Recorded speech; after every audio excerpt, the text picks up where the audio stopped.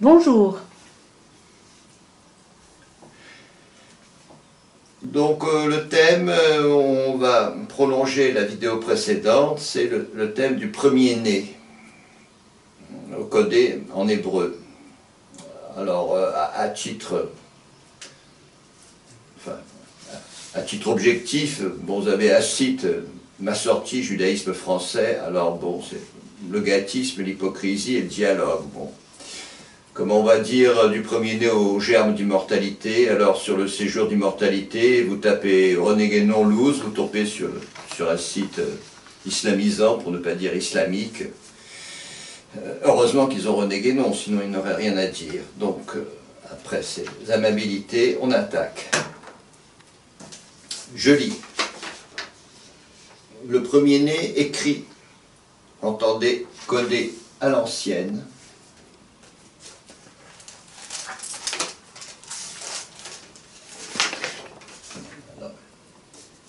B, K, R. Regardez comment sont faites ces lettres. Hein. B, K et R. Le premier-né écrit, entendre, codé à l'ancienne, soit BKR, donc 222, à la fois redonde et explicite 111, qui est Aleph comme séparant la gauche de la droite et le haut du bas. Comme nous venons de le voir, le premier-né écrit en hébreu n'est jamais qu'un Kohan, invitant à la seconde naissance, qui par définition n'a rien de charnel, même si la cohérence du couple, mieux de la lignée, enfantant le héros, joue son rôle. Maintenant, examinons de plus près cette serrure, soit BKR. Immédiatement, 2 invite à l'analyse, en mode spirituel au discernement des esprits, toujours en traduisant dans le langage classique de la chrétienté. Le héros commence par distinguer le visible de l'invisible. Ensuite et surtout le psychique du spirituel, distinction essentielle sur laquelle insiste saint Paul. Mais distinction qui heurte de front dans la société de consommation que son apparent adversaire, mais en fait complice. Nous avons nommé la vaste nébuleuse des sectes, écoles, mouvements, thérapies, promettant pour les plus avides des dents en acier, pour les plus mous, tendres, un coma délicieux. Donc distinguer le visible de l'invisible est donc un premier 2, faisant corps avec la lettre B, en hébreu formé en prélevant sur 2 lignes horizontales, 2 segments presque égaux. Donc, celui-là et celui-là qui va un peu en arrière, il dépasse. Donc, 2 segments presque égaux que l'on rattache par un trait vertical. Donc, le ciel et la terre. Donc, c'est cette idée entre les 2 lignes, c'est la distance entre la terre et le ciel. Et c'est en somme le discours de toute tradition régulière au sens de René Guénon, ce qui exclut le protestantisme comme la franc-maçonnerie qui précisément, question de tradition, ne se rattache à rien, sinon son idée du bien, comme dirait saint Thomas.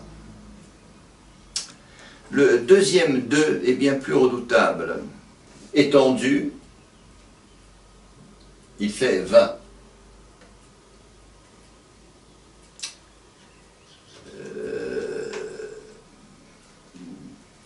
Et il fait corps avec une lettre qui ressemble à s'y méprendre à la précédente. Alors vous voyez, ces 2 lettres se ressemblent. Soit un K où le segment horizontal inférieur n'est plus prolongé au-delà du trait vertical qui unit le ciel et la terre. Alors vous voyez, en fait il n'y a plus ce petit trait arrière qui représente la tradition telle qu'on la transmet. Donc le fait qu'il n'y ait plus ce trait arrière, ça veut dire que le héros, dans son combat pour distinguer, débrouiller en lui-même le psychique du spirituel, ne peut plus compter sur la tradition. C'est son combat, c'est sa responsabilité. Et s'il cède ou s'il se rend ou s'il se retourne du côté des puissances infernales, c'est sa faute. Le troisième 2 étendu à 200. Donc, toujours. Il est un peu étrange, vu que sa lettre, alors donc ça, cet équerre, c'est un R. Hein. Que sa lettre, comparée aux précédentes, a vu disparaître le trait inférieur. Vous voyez, il n'y a plus de... Il y a toujours le ciel, le trait supérieur. Le chemin, il y a toujours le chemin qui mène de la terre au ciel. Mais la terre, le trait inférieur, a disparu. Ou plus exactement, est comme perdu de vue. Idée qui se retrouve dans les formes finales de certaines lettres, où le trait vertical est comme 2 fois plus long. Alors ça, c'est une finale en hébreu. C'est un F final, ça c'est la même lettre que celle-là. C'est un K, mais il est final. Vous voyez, il n'y a plus rien en bas. Ça, c'est pas une finale, c'est un L. Vous voyez, il dépasse. Disons que ce R, celui-là, cumule l'entendement tel que visé par saint Bonaventure, la solitude, l'altitude et l'obtention du joyau tant convoité, que ce soit sous forme de pierre philosophale ou chintamani, comme diraient les bouddhistes. Parce que maintenant, si B égale 2, K égale 20 et R égale 200. 2, 20, 200. 222 se décompose en 6 fois 37. Or, 37, qu'est-ce que 37 sinon l'ouse, c'est-à-dire l'amande. Donc l'amande entourant le Christ en gloire. Et qu'est-ce que ce luz? En portugais, c'est la lumière. Et sous forme azul, c'est la lumière bleue.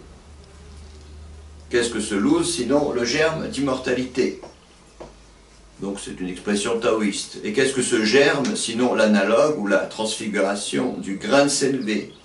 Dit encore grain de moutarde. Alors dans les évangiles comme dans le Coran, bon, sans parler du grain de riz des orientaux extrêmes, voire du grain de mil ou de millet des Dogons, qui comme chacun sait pèse le poids de 500 mulets chargés de mille ou de livres, il peut être chargé de livres, et même 510 exactement. Donc, texte du 23, lit le 24 mai 2017. On va essayer d'expliciter 2-3 choses.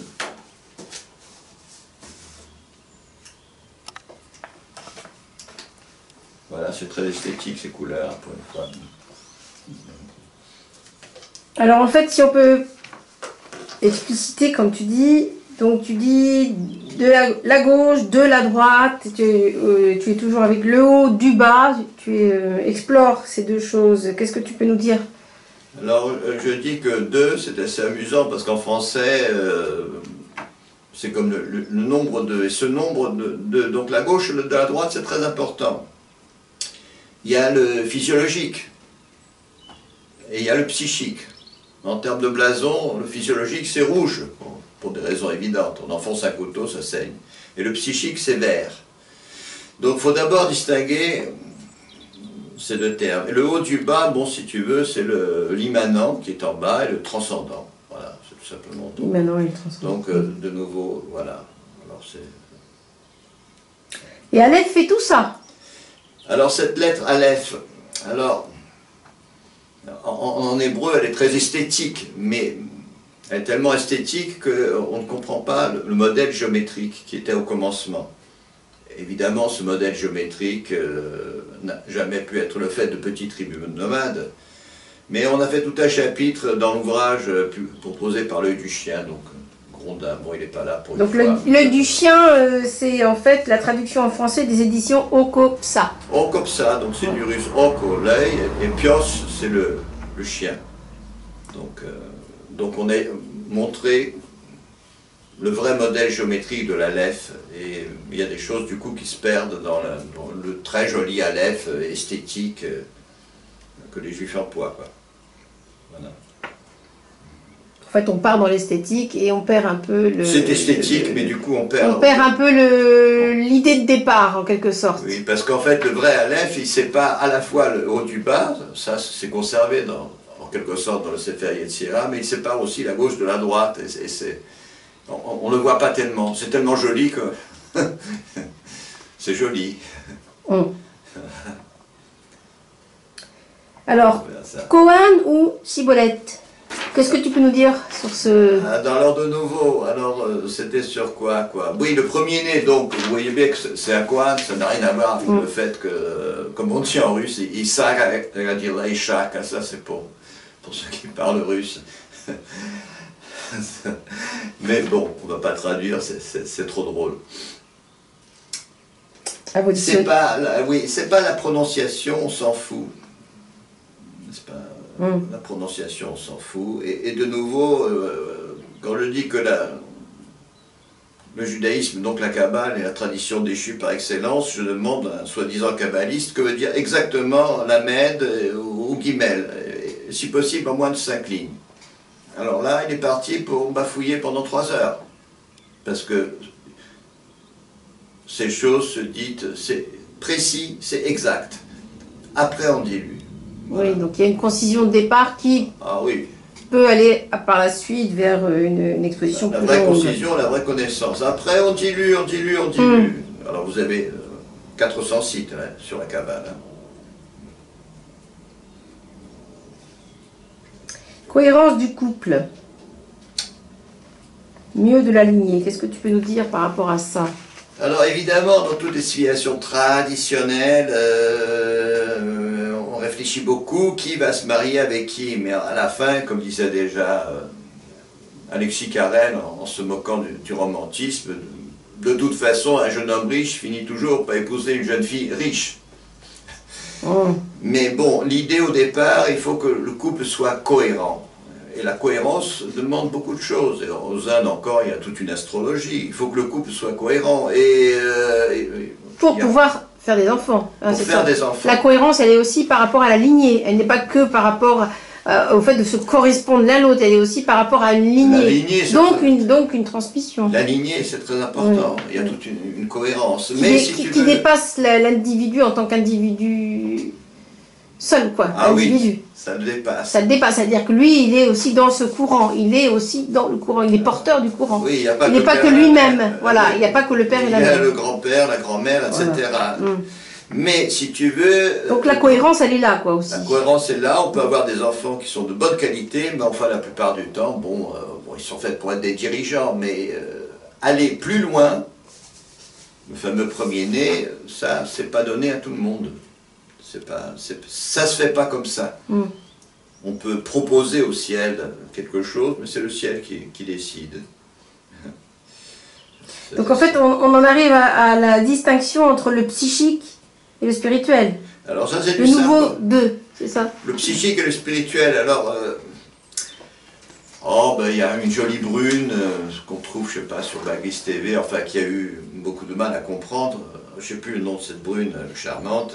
Enfin, qui a déjà un certain âge, iPhone, iPad, moi, qui paraît-il est exalté entre autres par la cocaïne. Moi, mes bobos, mes chakras, mon développement personnel, donc mon autisme et ma perversité. Dans le cadre familial, quand je fais de la publicité, il y a beaucoup de perversité. Et quant aux politiques, n'en parlons pas. Donc tout ça, c'est le psychique, c'est le moi. Il y a le psychique, il faut déjà nettoyer le psychique. Ça, pour commencer à penser qu'on va aller vers le spirituel. Oui, pour commencer. Il y a déjà beaucoup de travail. Oui. Et on en revient à cette idée du bien de saint Thomas d'Aquin. Oui, alors évidemment, la franc-maçonnerie, on connaît quelques personnages, pour des gens qui sont complètement à côté de leur pompe, ça fait du bien, il y a une espèce d'ascèse, mais l'ennui c'est que, contrairement... Chaque démon a son idée du bien. Oui, elle a son idée du bien, la maçonnerie, qui commence à être démolie par des historiens comme Dachaise, justement, parce qu'elle se rattache à rien, la franc-maçonnerie. C'est un produit du XVIIIe siècle. Il n'y a aucune transmission initiatique, il y a que... On se donne l'illusion que... Oui, le grand rêve. Il faut quand même préciser. Sur les puissances infernales. Alors, les puissances infernales, alors bon, il y a l'antéchrist chez nous, les chrétiens, il y a le Dajjal chez les musulmans, donc borgne de l'œil droit. Alors, il s'agit donc d'une sorte de cécité. Ça commence avec le monde écrit en langage mathématique, hein, le borgne de l'œil droit, donc ça remonte à loin, hein, Galilée. Et on arrive au mondialisme et aux guerres et les totalitarismes qui sont toujours soutenus par des grands banquiers. Le monde,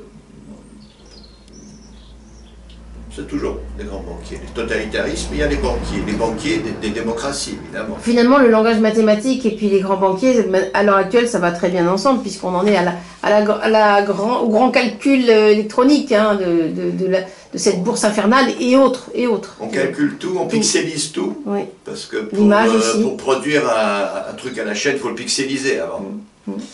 Et chaque fois, on dépasse la limite de ce qui serait normal, quoi. Chaque fois. Donc ça va loin, les puissances infernales.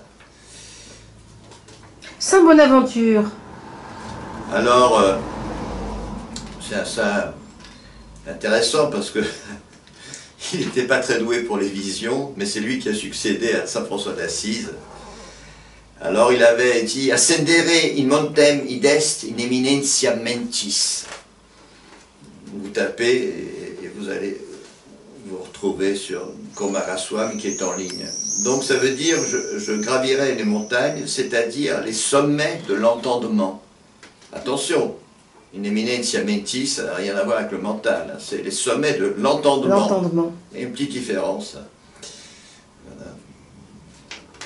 Alors là, j'ai fait une vanne, je crois, à propos du grain. Donc il y a le grain de blé, le grain de sénévé, le grain de moutarde, le grain de riz, le grain de mil des Dogons.